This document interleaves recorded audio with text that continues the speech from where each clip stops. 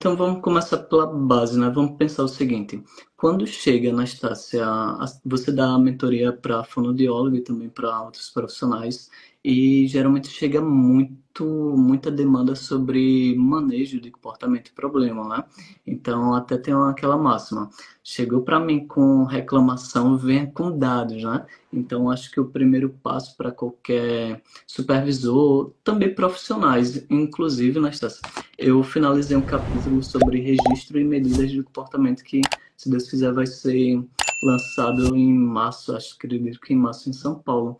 E lá no capítulo eu foco muito isso.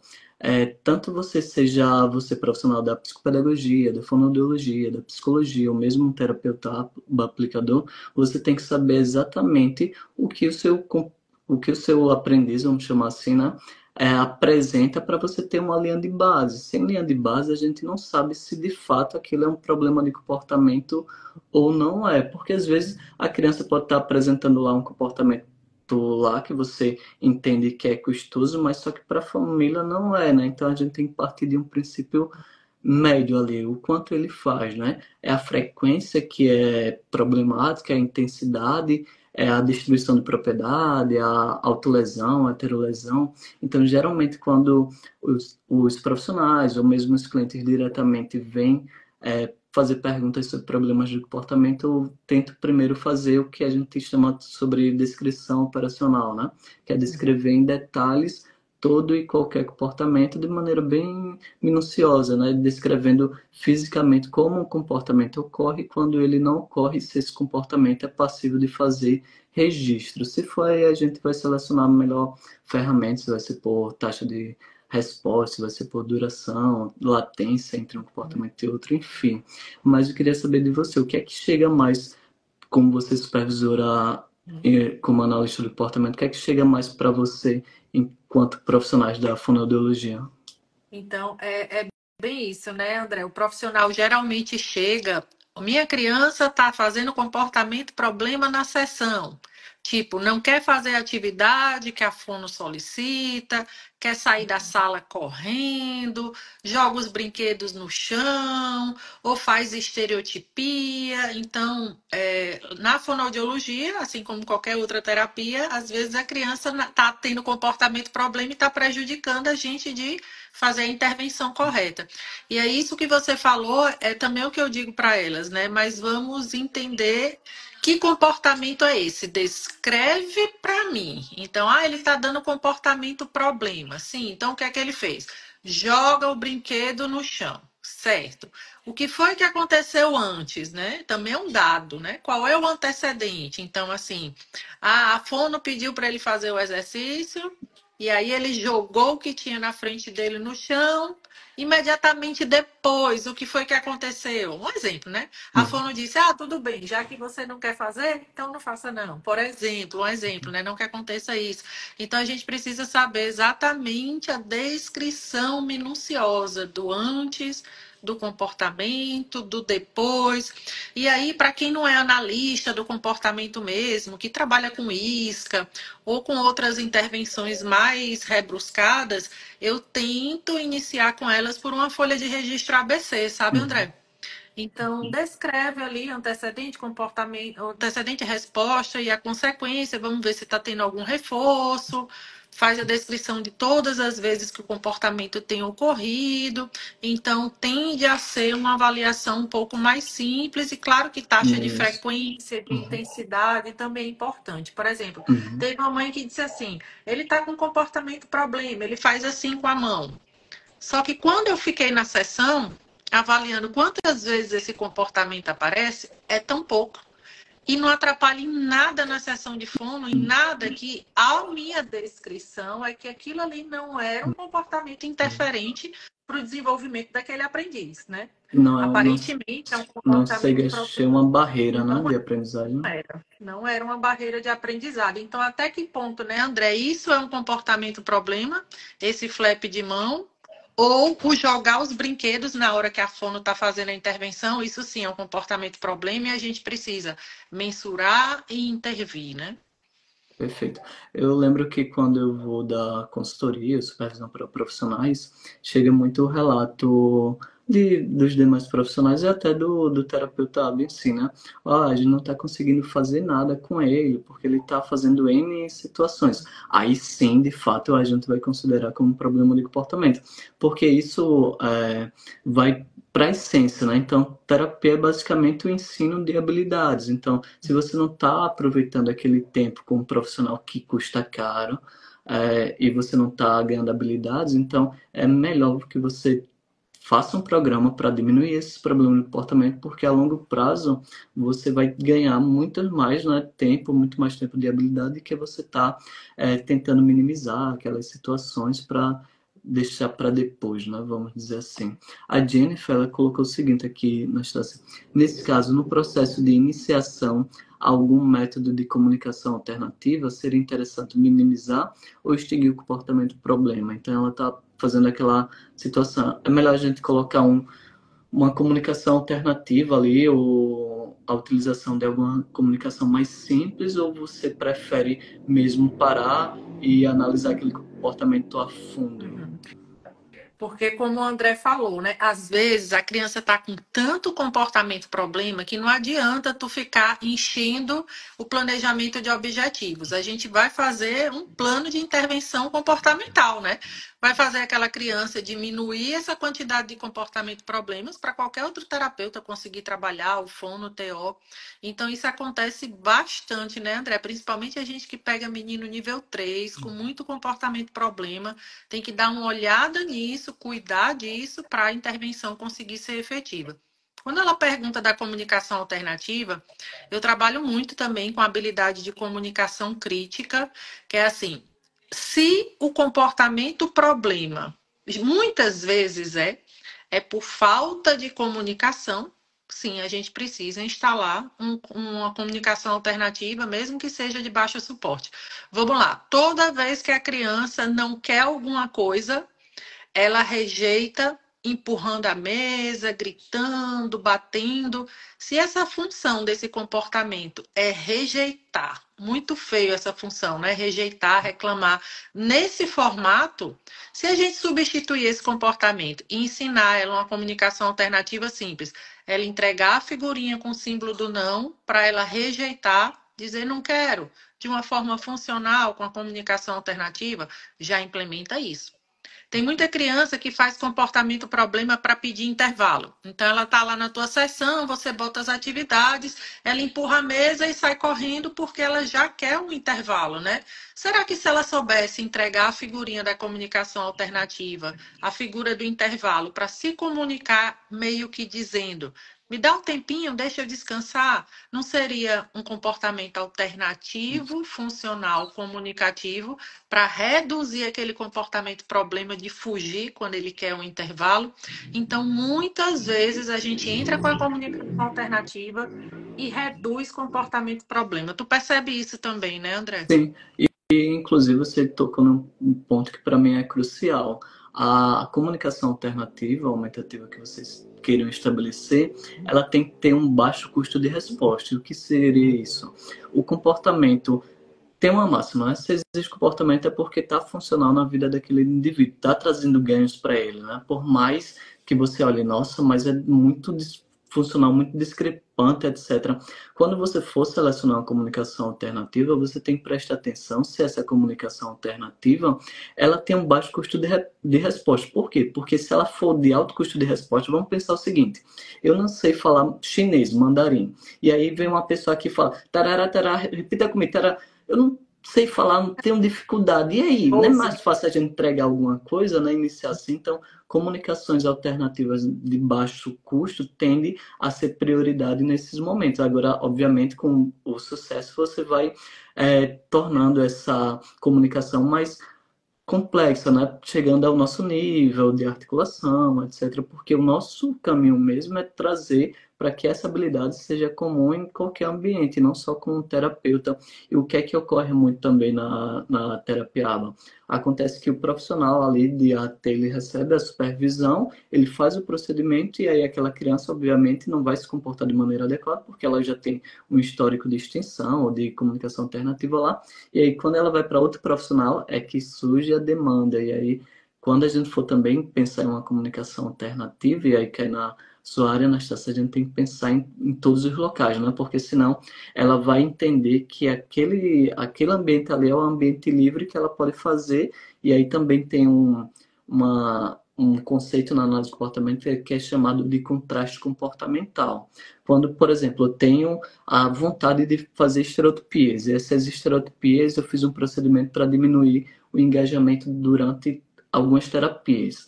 No momento que não tiver aquele intervenção naquela terapia específica, a vontade está ali, mas só que a operação motivacional, a motivação dele está lá nas alturas. E aí, quando não tem aquela comunicação em si, aí é onde ele vai apresentar muito mais problemas de comportamento, porque ele está ali livre, né? Ele não está sendo direcionado a nada do tipo, e aí acaba tendo o relato das mães, quando a gente coloca uma comunicação alternativa, se não for também feito pelas mães, pela família, pelos cuidadores, até pelos professores em si, que no contraturno daquela intervenção o comportamento acaba piorando, mas é justamente por falta do manejo e da motivação daquela criança de estar exibindo problemas de comportamento. Anastácia, quer falar um pouquinho disso? Eu queria falar também sobre ferramentas, né? De como a gente vai coletando esses comportamentos ditos problemáticos, né? Para a gente é interferente, né? Para ele seria funcional. Eu vou pegar só um pouquinho o gancho disso que o André falou, da comunicação alternativa, que justamente é a dificuldade de muitas fonos, minha também, da gente fazer com que essa criança use a comunicação alternativa na sessão, na intervenção, mas que ela também use na escola, para que ela se comunique de forma funcional na escola e os comportamentos interferentes não apareçam naquele ambiente, que ela use em casa. Então, não adianta, gente, se essa criança está usando comunicação alternativa só na terapia e não está usando nos outros ambientes, aí vai ter problema de comportamento nos outros ambientes, ou ela não vai generalizar esse uso, não vai fazer sentido para a vidinha dela, ela ter que se comunicar só ali com o terapeuta, nos outros ambientes ela vai emitir outros comportamentos que estão ali na ausência da comunicação. Então, isso que o André falou é importantíssimo. Eu te digo, André, que é uma das maiores dificuldades de implementar uma comunicação alternativa com sucesso. É realmente utilizar em todos os ambientes da criança. É para fazer parte, né? Como se fosse a boquinha dela, né? Por enquanto, a conversação dela é por meio daquela abordagem ali, né? E tem que levar para todos os ambientes, isso é muito importante. Porque senão a gente não estabelece essa comunicação alternativa como principal, né, da criança. A criança sempre vai... Eu costumo dizer que a criança que ela... vamos pensar o seguinte, a criança que... o pedido dela para obter coisas é empurrando o coleguinha, é tomando a força, etc. Esse comportamento ele já tem um histórico muito grande. Então, se a gente fosse fazer uma analogia, seria uma árvore já estabelecida e sendo regada cada vez que ele tem sucesso.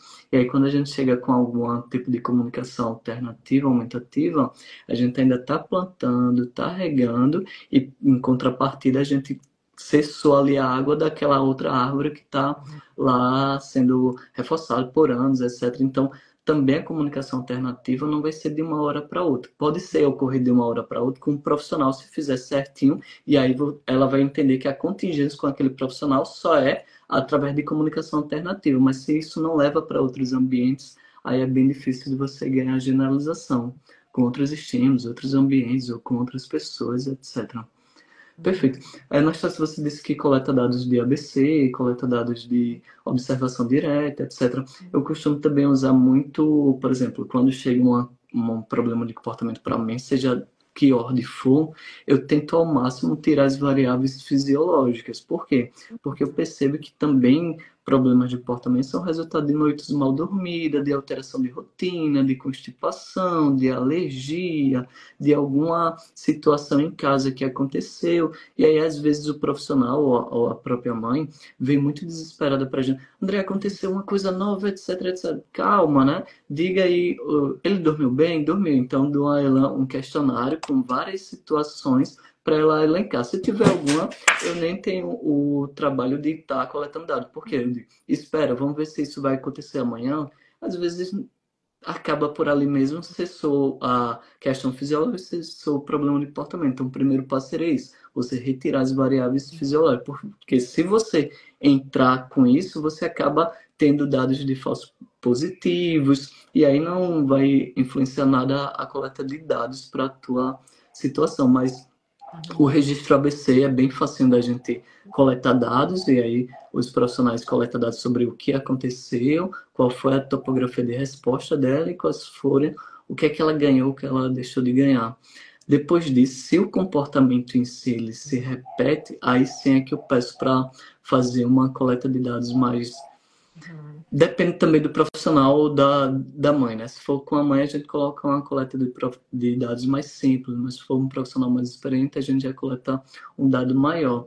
Geralmente, nas minhas bolsas, sempre utilizo um timer, que é aqueles reloginhos, para se for comportamentos que o efeito em si não é o ato, mas sim a duração, sabe? Porque uma coisa é você fazer um chorinho, outra coisa é você chorar longamente. Então, o nosso objetivo de registro vai ser o tempo de duração daquele comportamento e não só a frequência, né? Porque vamos pensar o seguinte: se a mãe diz, ah, André, ele chorou 5 vezes e no outro dia ele chorou 2, mas só que esses 2 que ele chorou no outro dia, a criança passou 2 horas chorando. E esses 5 a criança passou 10 minutos, né? Então, a gente tem que entender bem qual é o tipo de registro que a gente faz. Se é por ocorrência, que seria por frequência, ou por duração. E aí depende do tipo de problema de comportamento que a gente quer. Fazendo essa linha de base, né, que seria o pré-intervenção, a gente tem um dado inicial. Ah, a criança na sessão de 50 minutos, ela passa 13 minutos envolvido em problemas de comportamento. A gente pode também fazer uma escala de regrinha de 3, né, colocando lá 50 minutos é igual a 100% do meu tempo de terapia com ela. Se ela fica 13 minutos, seria X%. A gente faz a regra de meio pelos extremos e dá uma porcentagem ali. A gente tendo 3 pontos no gráfico, ou seja, né, 3 coletas de sessões, a gente já teria uma linha de base boa para começar a fazer o processo de intervenção. E a partir disso, aí tem vários modelos, né, que a gente pode seguir. A gente pode seguir um ABC para selecionar um comportamento alternativo, ou mesmo um DRL. Você tem várias oportunidades para a gente fazer essa coleta de dados.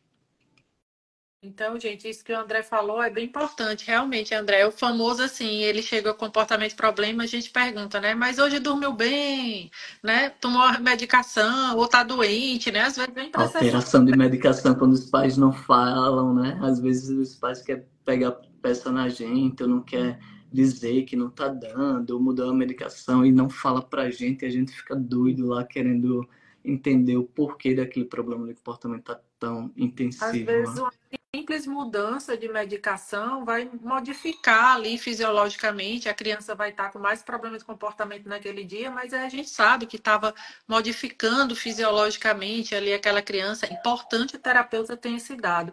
Então, isso que o André falou é importante realmente. Essa folha ABC, André, eu gosto muito assim. Eu mando para a escola.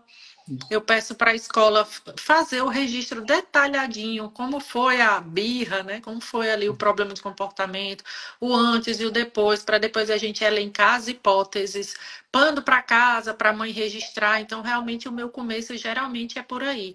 E Uhum. como você falou, a intervenção, os DRs da vida, né? Mas eu digo a vocês assim que o que eu mais vejo é a gente conseguir substituir por um comportamento alternativo comunicativo, né? Ah, Funciona bastante, principalmente em nível 3. Claro, gente, que as hipóteses, né, de problema de comportamento pode ser fuga de demanda. Será que a tua sessão está atrativa o suficiente ou essa criança está emitindo muita fuga de demanda? Pode ser ganhar atenção, né? Toda vez que ela tem um comportamento problema, ela ganha atenção. Será que se ela tivesse um comportamento bonito, mais funcional para ganhar atenção, a gente não instalaria esse? E aí, muitas vezes, realmente a comunicação está muito baixa, né? A criança solicita, pede coisas de forma muito disfuncional. E aí tem que fazer essa análise, tem outras análises muito mais complexas, né, André, para fazer, inclusive, para. inclusive, nós peguei até um caso recentemente que, se não tivesse a fono ali, a profissional mesmo da fonoaudiologia, a gente não sairia do canto, porque pense comigo, eu sou leigo nessa parte de fonoaudiologia, de articulação, etc. Então, quando eu chego em um caso, eu pergunto, ele tem alguma dificuldade em emissão de fonemas específicos? Por quê? Porque a equipe, ela estava trabalhando para a criança dizer, eu acho que era, não, era alguma coisa bem simples. E que na hora ali eu disse, não, tá, o custo de resposta está muito bom, né? Tá muito facinho. Mas aí não estava funcionando. E aí eu pedi para a Fono, Fono, faz uma avaliação aí para ver se a criança de fato ela consegue emitir esses fonemas, etc. Inclusive nessa palavrinha aqui. E aí, o que é que aconteceu? A criança não tem eu não sei como é que chama, não tem a dicção adequada para exigir. E pedir isso que parece simples aos olhos de um leigo, Uhum. para ela é muito desconfortável, né? E ela entende, ela não consegue, fica mais irritada ainda. Então, a fono, nesse caso, é a profissional mesmo, ela fez uma diferença muito grande nesse caso, porque ela mensurou, André, isso daqui ele consegue falar certinho, com baixo custo, esse daqui nem tente, porque você pode até conseguir com algumas dicas de pronto, etc, etc. Mas vai demandar muito dela. Esses daqui é onde a gente está no desenvolvimento. A partir disso, eu selecionei um fonema de baixo custo que é funcional para a equipe. A mãe não queria de jeito nenhum comunicação com utilização do DAC, utilização do PEX, utilização de qualquer sistema que, entre aspas, aparecesse aquela comunicação alternativa. Então, a gente não tinha o que fazer, porque se a mãe não quer, a gente coloca todas as razões do mundo, mas se ela bate o pé e não quer, o que a gente vai fazer? A gente vai lutar contra a maré ali, vai estabelecer uma comunicação alternativa para a mãe não utilizar, então também não faz sentido da gente manter esse tipo de comunicação alternativa com ela. Uhum. Vamos falar sobre... Quer pontuar alguma situação na situação? Infelizmente, né, gente, eu falo tanto para as mães que hoje em dia tem muitos estudos robustos. A criança autista, principalmente autista, é um pensador visual. Então a gente consegue muito mais ensinar a fala, né, a tão esperada fala funcional com apoio de imagens do que sem o apoio de imagens. Então tem estudos grandes que pegaram um grupo de crianças que aprenderam a falar funcionalmente com base em comunicação alternativa e as que não tiveram esse apoio.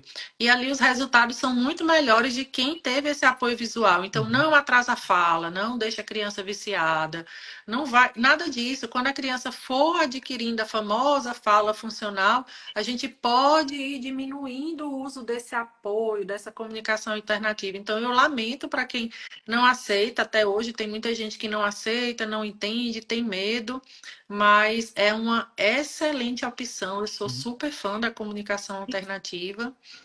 É E, isso, e né? tem base, como posso colocar, funcional mesmo, porque quando você vai comparar grupos de pessoas, grupo de crianças que têm um diagnóstico de transtorno do espectro do autismo com um grupo que não tem, você vê ali o lóbulo occipital, que é derivação de imagens, é o mais, vamos dizer assim, preservado, né? E aí você, obviamente, trabalhando com imagem, a criança vai detonar. Também por isso, estava até lendo ultimamente sobre a questão o método fônico também é perfeito também a utilização. Agora tem também o método das boquinhas, é isso, mas tá que fala?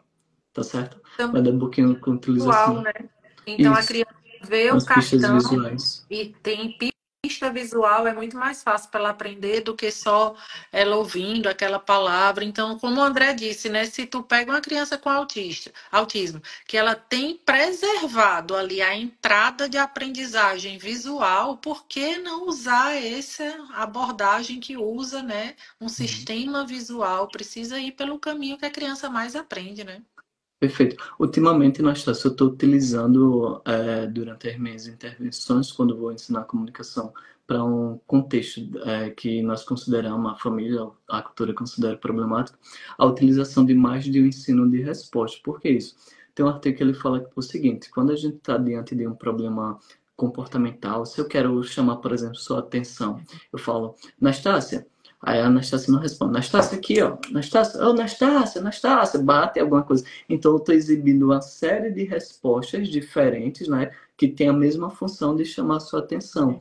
Então, o que é que os autores colocam? Que quando você ensina mais de uma possibilidade, quando a criança está naquela situação, sabe aquela situação quando a criança está no desespero onde ela chama a mãe, então ela tenta fazer de tudo e depois tenta outros comportamentos. Então, se ela tiver um repertório maior, a maior no sentido de ter mais oportunidades de chamar, querer alguma coisa, citar alguma situação e ter várias formas de se comunicar, é mais fácil que ela utilize uma dessas formas numa situação que envolva uma situação de conflito, ela tenha mais resultado.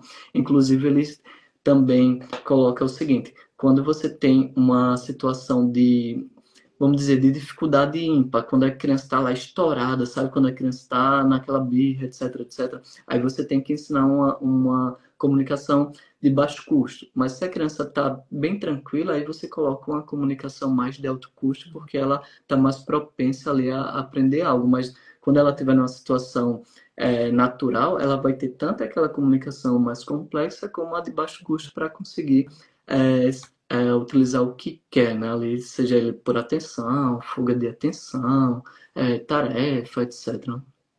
Eu costumo dizer de forma mais leiga, né? Para quem está começando, você vai enchendo o baldinho de habilidades da criança. Ela vai ter um monte de habilidades para naquele momento ali ela conseguir usar várias. Mas se o menino não tem habilidade nenhuma, aí ele vai desencadear um monte de comportamento disfuncional, né? O balde vai estar vazio. Gostei dessa analogia. O balde vai estar vazio. Isso, vamos encher o baldinho dele de habilidades comunicativas, sociais. Perfeito. Vamos lá. As pessoas me perguntam muito em cursos, eu acredito também em você, qual é o padrão ouro, né? Porque o padrão ouro a gente tem para avaliações de 4 anos, que é o nosso querido VibMap. Inclusive, o VibMap tem avaliação de barreiras, que para a gente também é perfeito. Muita gente não dá muita atenção na avaliação de barreiras, mas se você não tiver programas que mirem ali aquelas barreiras de nível 3, 4, até 2 mesmo, você não vai para frente, né? Temos também a avaliação de transição e a de análise de tarefa e rastreamento de habilidades. Mas quando a gente pega, vamos perguntar assim, o que é o padrão ouro para a identificação da função do comportamento? Seria a nossa bendita análise funcional, que é também conhecida nos artigos aqui do Brasil como análise funcional experimental, né? Aquela que a gente vai criando ali situações artificiais onde você vai colocando o componente da atenção, depois você coloca o componente de várias atividades para ver, por exemplo, se eu tenho a hipótese de que a Anastácia ela está puxando o cabelo dela mesmo quando ela ganha atenção. Então eu vou, teoricamente, analisar se aquele comportamento primeiro é passível de ser colocado em uma análise funcional, porque se eu tem uma hipótese de que é autolesiva, também não posso expor ela a essa situação de risco. Mas se for algo que você verifique, tem o apoio dos pais, etc., tenha essa noção de risco e está tudo perfeitinho, onde a gente vai colocar essas condições experimentais. No entanto, eu estou falando isso porque o padrão ouro é você fazer essa análise funcional, mas nem em todos os ambientes, nem em todos os locais a gente vai ter o recurso e pessoal treinado para fazer uma avaliação desse naipe. Mas se você tiver, perfeito, né? Você está ali numa clínica, você tem muito tempo para trabalhar, então você vai optar pela avaliação funcional, que seria basicamente criar condições experimentais e estar sempre tabelando os dados, né? Então, eu vou, por exemplo, se a Anastácia ela tenta rasgar as folhas da atividade quando eu dou atenção. Então, eu vou criar uma situação, sei lá, de 5 minutos para toda vez que a Anastácia tentar rasgar as folhas da atividade, eu vou pedir para o terapeuta dizer, não faça isso, né? Isso não pode, etc. Então, o que eu estou querendo fazer? Estou querendo analisar se a minha bronca, teoricamente, ela motiva mais, ou seja, né, reforça positivamente o comportamento da Anastácia de voltar a fazer. E do outro lado, eu estou aqui anotando, toda vez que ela tenta destruir a propriedade, eu estou anotando e estou vendo se esse meu comportamento está dando bronca, caramba, na criança está aumentando esses comportamentos. Depois você tem um dado, aí você muda, né, a ideia. Toda vez que ela tentar estragar a atividade, você dá a ela um tempinho. Peraí, vai descansar e retirar a atividade. Então, o que é que eu estou tentando fazer, né? Estou tentando analisar se quando eu retiro a atividade, após essa tentativa dela rasgar os papéis, isso influencia no comportamento dela de voltar, né? Para ver se ela ficou acostumada a fazer isso, né? Sabe aquelas crianças que testam você, que tem até Acho que uns 2 meses atrás tinha uma criança que ela ficou, eu vou dar em você, viu? Eu vou dar em você. Ela tá me testando aí. Então, é aquela situação, ela tenta fazer e você retira a atividade e dá um tempinho a ela. Então, quero saber se esse tempinho livre, sem fazer nada, influencia, né? O comportamento seria moldado a reforçamento negativo, né? Pela ausência do estímulo que antes estava presente. Aí depois você pode também trocar para, por exemplo, fuga de atenção, você pode utilizar, deixar ele sozinho para verificar se ele gosta mesmo de rasgar papel por questões sensoriais, etc. Então, depois desse trabalho todo, é onde você vai analisar os dados e comparar com a situação controle, que é como se fosse um play, né? Um pouquinho de cada que acontece no ambiente natural e comparar esses dados, que geralmente não são baixos, porque se é um problema de comportamento, se a mãe relatou, geralmente a frequência está um pouquinho elevada ali do comum, né? E aí você compara e vê de fato qual é o dado que está mais discrepante, não com os outros dados, mas com a situação controle. E a partir disso você tem a identificação da variável que mantém aquele comportamento. E a partir disso você, na melhor das hipóteses, iria selecionar uma prática baseada em evidência. Mas você percebe o quanto custoso é essa intervenção. Obviamente, você não vai fazer isso da hora para outra, não é só se você for muito experiente, mas geralmente no primeiro momento que a gente faz é justamente isso, é coleta de dados, né? Fazer uma entrevista, ou aplicação de um ABC, ou mesmo o FAST, que é Você também aplica o FAST? FAST É é muito bom, rápido, né? né? É prático, Ah, rápido, dá para os pais, é muito e bom. ela ainda te dá algumas hipóteses sobre a função, né? Você tem ali, eu acho que são 20 perguntinhas, e aí você vai estar colocando o comportamento problema ocorre quando a criança recebe atenção, quando você está dando atenção para outras pessoas, quando está ocorrendo demanda, etc. E aí, no final, você tem uma hipótese, a partir daquela hipótese, você pode definir uma intervenção ali imediata para ver se resolve de cara o problema de comportamento. Se não funcionar, obviamente, é que você tem que fazer uma avaliação mais André. diretiva sobre O isso. André conseguiu explicar uma avaliação experimental em aba em 5 minutos. Eu fiquei Mas, só olhando para tua cara aqui, viu, André? diga, mas não vá só nessa não, que tem muito detalhe, né? Mas dá para lançar um mini curso, viu? Porque eu Né? fiquei, eu vi a avaliação experimental acontecendo na minha Que cabeça. dá um trabalho tremendo, né? Pois é, pareceu tão simples, né, André? Mas ficou explicado, resumido, foi bom. Então é mais ou menos isso, né, gente? A gente tem que fazer a avaliação com os pais, na verdade, né? Perguntar das questões fisiológicas, acontece, não acontece. Folha de registro ABC, que é o comportamento acontecendo no ambiente. É mais fácil, né, da gente descrever ali o que aconteceu no ambiente. Mas é como o André falou, tem o padrão ouro também, que é experimental. A gente vai modificar as variáveis naquele ambientezinho controlado para depois analisar. Será que era fuga de demanda? Será que era mediante atenção, né? Então, ali realmente um analista do comportamento, um pouco mais experiente. Esse é o padrão ouro, você registra dados, fica lindo, realmente, André, é top em fazer isso aí. E ele explicou em 5 minutos, realmente fiquei impressionada, mas também é muito bom. Pelo... E às vezes, né, André, tem criança que tem comportamentos, problemas extremos, ou muito tempo, 10 anos que a criança faz esse comportamento problema, então tá tão persistente ali para a gente fazer essa intervenção. E às vezes chega realmente na necessidade da análise experimental, né? Que não dá para fazer sempre, a gente sabe, Ah, mas é o padrão ouro, sim. e quando não resolve, né? Porque geralmente os profissionais que já têm o cara tá ali atuando diretamente com criança, ele já sabe basicamente a função, né? Porque toda vez ele, é até a gente fazer alguns experimentos, né? Pô, vou tentar uma coisa aqui, vou tentar esse material, vou tentar outro, então a gente já tem mais ou menos a noção do que está motivando ou não a presença do problema de comportamento, né?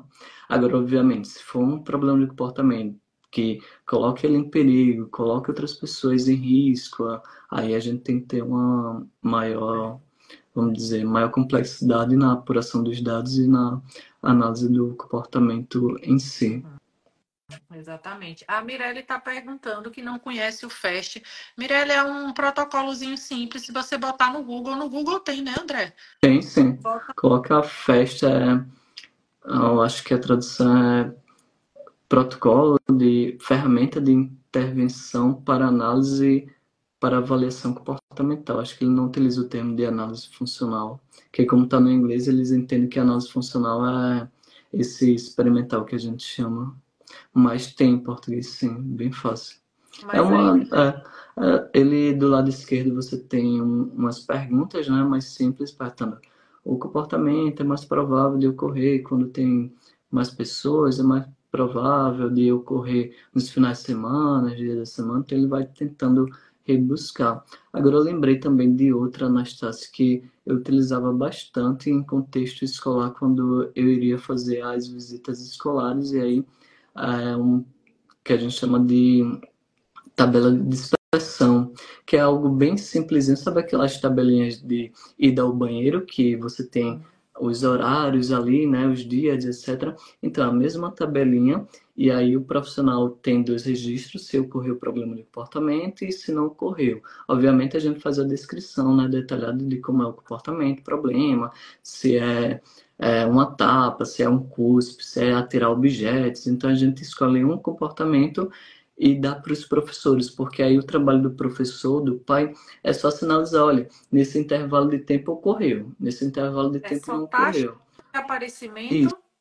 Isso, só aparece ou não aparece. E aí, ao longo do tempo, você pode perceber um padrão. Por exemplo, se a gente entregar esse formulário para o professor e a gente perceber que é logo depois do intervalo, a gente pode levantar uma hipótese. Poxa, então é porque ele não quer voltar para a aula e o intervalo estava super, super bom para ele, né? Então, ou nas aulas de matemática, né? Então, a gente pode estar analisando o porquê daquele comportamento acontecer, tabela de dispersão, o gráfico de dispersão. Mas é bem simples você colocar o, os horários que ele tem, intervalo de 5, 10 minutos ou 30 minutos, depende muito do tipo de comportamento. Tem alguns comportamentos que é de baixa frequência, né?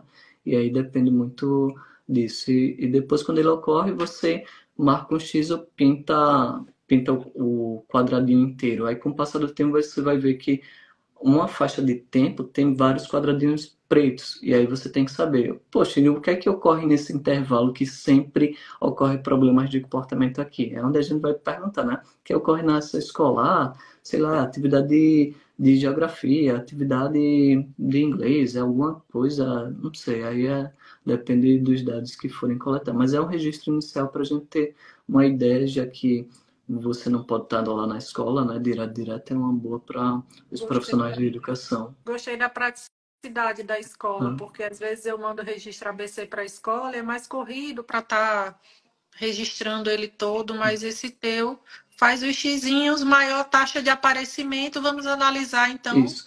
desse lado E aqui. aí você pode pedir para o assistente analista, ou mesmo o profissional analista, ir naquele período, que aí é mais provável o problema de comportamento Acontecer. ocorrer, você observa e coleta os dados Uhum.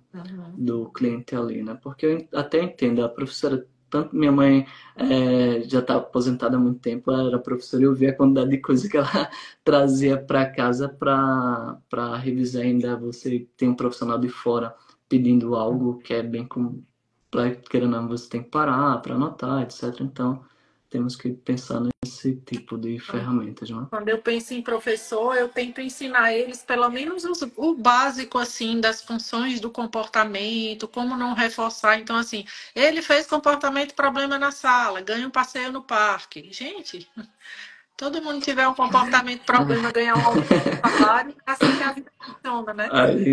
Aí vai pegar de vez. Perfeito, né? Só pessoal, vocês têm alguma pergunta para fazer? Se tiverem, manda pergunta aí pra gente. Interessante. É um dos temas que eu mais gosto, assim, comportamento problema, comunicação alternativa. Isso realmente me encanta. E da fonoaudiologia, a praxia, né? A praxia também, que é como o André falou, né? A praxia, por mais que seja um excelente analista do comportamento, mas praxis motoras, articulação, ou ele vai precisar ali do colega fono realmente trabalhando essa questão do fonema, dos movimentos, Então, até o próprio treino de ecoico, né, André? Pois Você é, vai fazer ali a eu repetição. posso morrer tentando fazer um ECOG e não conseguir. Não é por conta, né? Por falta de conhecimento específico da área. E aí o profissional da fonoaudiologia tem que indicar os melhores. Porque às vezes a gente cria as coisas no automático, né? Na chance a gente tem o VibMap, que foi traduzido lá pela... Esqueci o nome da fono que fez, mas aí se a gente pegar o padrão ali, pode ser que tenha um fonema ali naquele meio que a criança não tem a oralidade para fazer, e aí você vai morrer ali tentando uma coisa que você poderia estar utilizando aquele tempo para fazer outras situações. E manejos simples, né, Anastácio? Você falou ali de questões de terapia. Eu lembro que quando eu vou tentar ensinar alguma coisa, eu tento pelo menos ensinar a questão do controle instrucional, né? Que é a criança obedecer, você não dá comandos duplos, se você dá uma ordem, você tem que cumprir aquele comportamento, mesmo se aquilo for tomar um tempo da sua sessão. Então, geralmente a gente tem que ter cuidado como a gente faz a pergunta. Então, por exemplo, você não pode simplesmente chegar com a atividade e quando você tem uma criança que já apresenta negativas, você diz, vamos fazer essa atividade? Você quer fazer essa atividade? Não, não quero fazer, né? Então, a depender de como você também pergunta desses estímulos antecedentes, vai ser mais provável a aceitação ou não. Eita, que a Elsa fez uma pergunta aí que eu vou até deixar para tu, viu, André? Qual é? Oi, o comportamento problema de auto... Vamos lá. Oi, o comportamento problema de autoagressão batendo a cabeça na escola. Autista nível 3, qual a melhor forma de manejo? Eu Então, já para... vou dizer logo, provavelmente está sem comunicação alternativa. Pronto, André, o resto é você. De fato.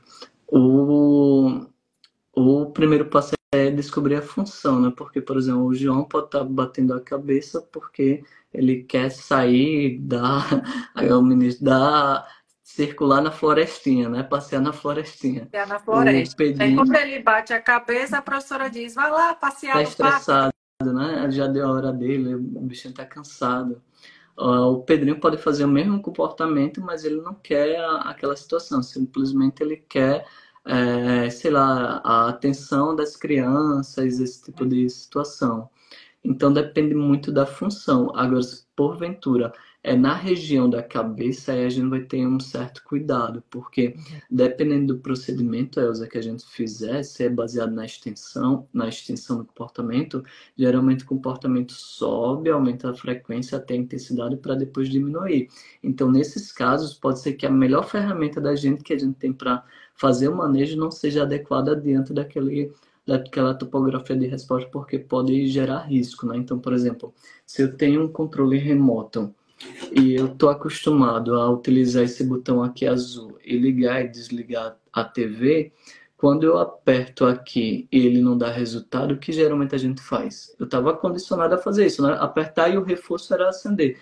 Quando não ocorre, geralmente a gente faz várias vezes, aí muda, pode apertar com mais força e pode apertar com uma unha, etc. E aí é onde cai o perigo de você fazer um procedimento de extinção mal feito, né? Se porventura a pessoa estava acostumada a apertar quando entrou em extinção, ou seja, quando não tem um reforçador novamente, então vamos pensar isso, ela tá fazer assim para ganhar a atenção dos pais. Não deu, ela tende a fazer mais vezes com mais força, talvez variar a forma, né? Talvez ela faça com o punho fechado. E aí, com o punho fechado, a mãe entende, acaba desesperada, vai lá e dá atenção. Ou seja, ela está modelando cada vez mais a situação mais perigosa para a criança. Então, quando é lesão na cabeça, o ideal é você atuar nos antecedentes, analisar quais são os desencadeadores, né? Para a gente minimizar essas situações e como a Anastasia diz aí, é o que é o padrão ouro para a gente, é comunicação alternativa, aumentativa, para que ela possa utilizar a fala de outras formas, né? O comportamento verbal de outras formas, senão ela vai utilizar isso para o resto da vida. Eu peguei um caso, Anastasia, recentemente não, acho que faz uns 6 meses, a mãe não deu continuidade, infelizmente, porque o plano não... A questão de justiça, etc. Mas Anastasia, a criança era um bebê. O menino tinha 2 anos e 3 meses, alguma coisa assim.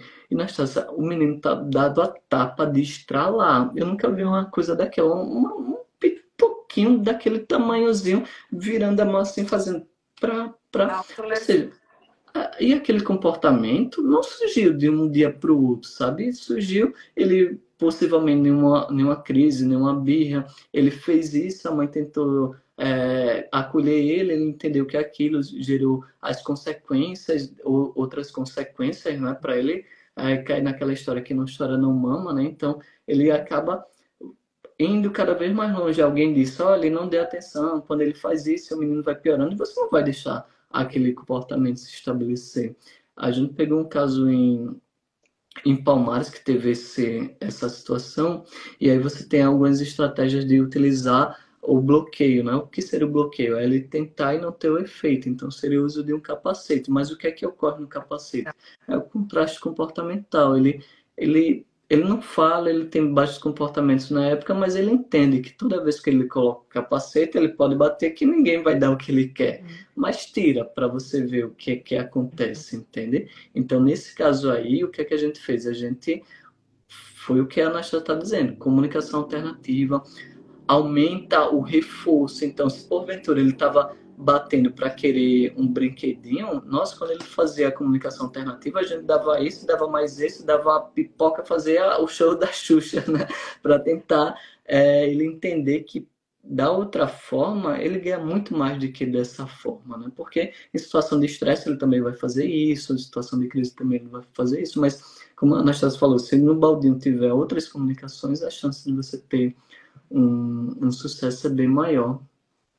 Então, gente, é isso, né?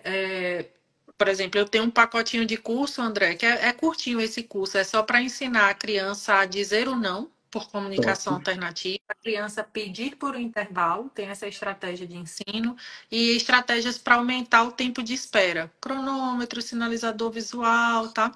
Então, esse é um pacotinho de habilidades críticas que muita criança nível 3 não tem. E eu sei que só instalando isso já tende a ajudar muito, né? Mas é o que o André falou. Será que é para ganhar atenção? A gente pode ensinar ele a pedir atenção de outra forma, pode verificar o antecedente, né? O que é que desencadeia esse comportamento? Vamos modificar o meio para esse comportamento nem desencadear, né? Então, ó, ele bate a cabeça para sair da sala. Olha isso, André. E aí, será que se ele, para sair da sala, ele pedisse o cartãozinho do intervalo? Eu já instalei isso em menino meu nível 3. Ele pede o intervalo e tudo bem, ele pode dar uma volta no parque, pode passear, depois traz ele de novo para a sala com um TOB, objeto transicional de reforçador, mas ele é melhor ele ficar fluente em pedir de sair da sala com a figurinha e o comportamento de bater a cabeça para sair da sala, diminuir, diminuir, diminuir, diminuir, ele ficar fluente em pedir intervalo com a figurinha, a gente instalou esse comportamento funcional. E aí depois a gente vai reduzindo esse comportamento. Às vezes aceita, às vezes não aceita. Tem uma taxa da gente ir esvaecendo, né, André? Às vezes aceita, às vezes não aceita. E fica como qualquer criança que pede para sair da sala. Tia, deixa eu beber água. Às vezes a tia deixa, às vezes a tia não deixa. Mas a gente precisa substituir aí ele pedir para sair da sala de um jeito funcional e não do jeito disfuncional. Tá vendo? Batata era falta de se comunicar. Pois é. E você Provavelmente.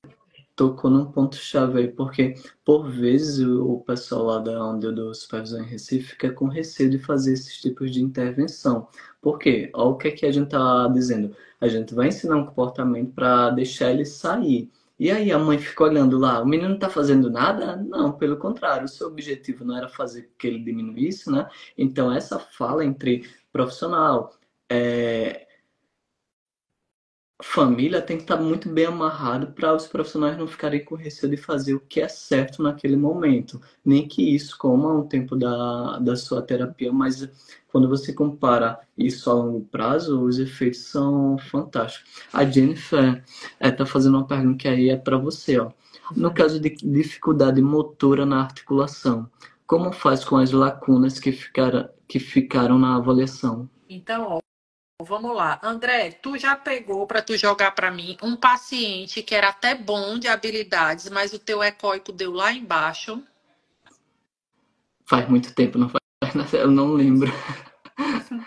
Então, eu lembro que a gente teve uma paciente em comum. Eu não vou dizer o nome da menina. Ah, agora lembrei. Quando você falou menina, agora eu lembrei.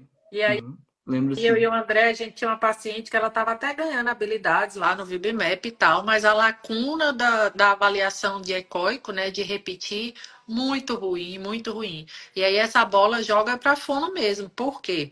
Porque eu vou avaliar exatamente quais são os movimentos da fala que ela tem, e aí vou pegar esses pedacinhos de movimento e eu vou, digamos, prescrever quais são as dissílabas, as palavrinhas que ela tem habilidade ali para começar essas repetições dentro de um repertório que ela já tem. E vou dizer, ó, André, bota no teu treino de ECOI que esse aqui, má, dá, mamãe, papai, de acordo com os fonemas que eu vi, eu fui juntando. Aí o André vai botar no treino dele de ecoico só essas palavrinhas que eu prescrevi. Quando ela atingir, aí eu vou pegar uma outra categoria de fonemas, que fonoaudiologicamente é um pouquinho mais elaborada, é mais difícil. Vou treinar com ela, aí entrego na mão dos ATs, entrego na mão de todo mundo. Então, ficou lacuna no ecoico, aí o tudo bem, ficou, né? Aí o fonoaudiólogo vai prescrever quais são esses movimentos e essas palavrinhas que podem estar sendo repetidas nesse treino, né? Muito bom na instância. O curso que você falou é cursos de habilidades críticas, né? Adorei essa possibilidade de ter um curso mais direcionado, porque isso é essencial quando você pega criança que nunca passou por terapia, ou que está passando e tem problemas de comportamento para engajar, etc. Inclusive, saiu um estudo falando sobre as principais funções dos problemas de comportamento na literatura. E aí ele coloca que a maior porcentagem de quando, por exemplo, se olhar hoje no JABA, no Jornal de Análise do Comportamento Aplicado, aí vai ter lá um estudo de análise funcional. Aí sempre tem 3, 4 crianças lá e você coloca, né? As principais funções são essas. Aí os caras pegaram vários estudos, compilaram e colocaram lá. Qual é a principal função dessas possibilidades? O que mais apareceu? O que mais apareceu foi justamente fuga de tarefa. A gente pensa que é atenção, né? Porque tem esse quase que esse ritual, né? O menino está fazendo, pode ser atenção, mas na verdade a atenção nos estudos da análise de comportamentos foi a última causa. A primeira causa foi fuga de tarefa. E aí, quando a criança começa a terapia que não tem, aí é que vai apresentar problemas de comportamento que antes era abafado ou redirecionado pela mãe, etc. Aí eu fiz, André, esse é um pacotinho de curso simples. Simples que eu digo tem só 3 estratégias, né? Que é estratégia de ensino para crianças não verbais. Aí ele está na Hotmart, não é rebruscado para um analista do comportamento, não é? Você já sabe isso, mas é isso que eu estou dizendo, né? Um professor saber isso, instalar, um fonoaudiólogo, uma criança que não tem base nenhuma. Então, essas 3 estratégias eu vejo assim que é muito importante para a criança que está ali 0, né? Muito bom, Nastassia. Gostei muito. Perfeito, Nastassia. Acho que deu uma hora de live. Vamos acabar por aqui. Vá curtir seu feriado aí. Mas adorei o tema e a troca, porque eu acredito que completa demais a visão da psicologia com a fonoaudiologia, né, que são a nossa graduação de base, nos auxilia muito na nossa prática como analista do comportamento. Muito bem. Ó, o livro do André ali, vai fazer propaganda não, André? Tá, o livrozinho. Tá nas últimas unidades, tá aqui. Isso daqui é um livro pensado porque esse não está em Maceió, mas atualmente eu trabalho mais fora de Maceió do que propriamente em Maceió. Hoje eu estou em casa, mas é um livro pensado para fazer a aplicação do VibMap, tem todas as figurinhas para você fazer as habilidades de tato, de pareamento, de ouvinte. Tem também, por exemplo, algumas indicações para fazer já os intraverbais, tem tudo bem bonitinho para que você não perca tempo ou deixe a sua criança no vácuo, né? A gente sabe quando a gente está fazendo avaliações, se deixar um pouquinho ela no vácuo, já era. Aí é onde vai apresentar problemas de comportamento, fuga de atividades. Então, quem Então, quiser estar adquirindo o livro, entre em contato comigo, que aí eu posso estar fazendo essa venda para vocês, Deixa eu tranquilo? terminar o merchan aqui. Rapaz, tem que fazer tua propaganda. Então, gente, é isso. Ó. O André, ele tem esse livro do VibMap que facilita muito a avaliação do VibMap. Eu digo isso, André, porque eu tenho muito supervisionando, que eu estou ensinando ali a aplicar VibMap, a elaborar o plano de ensino a partir do VibMap. Eu vejo o quanto é custoso ter que separar os materiais, ter que ficar com a tese ali, né? E o teu livro facilita muito. Então, gente, o André tem um curso do VibMap, como é? Avançado, ele tem um curso avançado de VibMap, eu também tenho um curso de VibMap. Esse livro dele vocês podem pedir, ele envia para vocês. Eu também tenho outros cursos na Hotmart de manejo de comportamento problema. Eu lancei um, André, que é treino de fala em aba. Eu ensino algumas estratégias de mando de apontar, contato visual, atenção Que compartilhada. massa, Anastasia. Você vai na essência, no que o profissional precisa mesmo. Muito bom. Imitação, ouvinte, habilidade de intraverbal, reconto e diálogo. Pronto, eu pego algumas estratégias assim, manejo de comportamento problema e o de apraxia, que é para fono. Aí o de apraxia são 6 horas de aula, 26 módulos. Eu ensino avaliação e tratamento, né? E o André também, gente, tem muito curso bom e esse livro dele é parceria. Vamos para Muito bom. frente. Obrigado, Nastácia, aí, super recomendo. Manda teu curso aí que eu fiquei encantado com eu não tenho conhecimento sobre esse curso de habilidades críticas. Adorei a sacada, manda lá que eu compartilho. Pessoal, muito obrigado pela presença de vocês. Eu acho que eu vou deixar salvo lá na nosso Instagram, para quem não conseguiu acompanhar do início. Teve que eu acredito que foi muito enriquecedor. Foi. Obrigado, Nastácia. Muito obrigado, Nastácia. Para quem não sabe, tá nos Estados Unidos, aí refuso horário, 2 horas de diferença. Eu pensei que era até mal, estava até preocupado, mas que bom que Ainda tá bem. tudo ok. Tudo certo. Tu vai Obrigado, gravar aí, Nastácia. né, amigo? Tudo certo, vai gravar aí, né? Tá. Tchau, tchau, pessoal. Tchau, tchau, Nastácia.